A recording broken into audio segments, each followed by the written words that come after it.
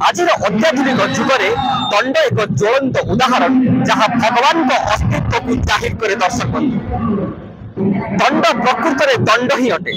निज मनर समस्त कामना को मारी दंडुआ माने अग्नि रे चलिबा, निज देहरे अग्नि पुष्टि करिबा एवं बड़ बड़ कंटा को शरीर रे विद्ध करी भगवान को पाइबार यह एक माध्यम बोली ओडिया माने विश्वास रखते।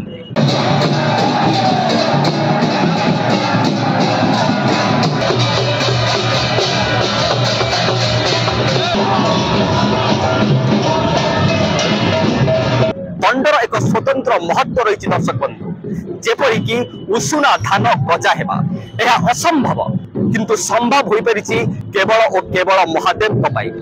जो हेतुवादी माने भगवान को ऊपर विश्वास करती नहीं, जो हेतुवादी माने भगवान को ऊपर भरोसा करती नहीं, ए दंड यात्रा ए दंड पर्व हेउची से हेतुवादी एक ज्वलंत उदाहरण।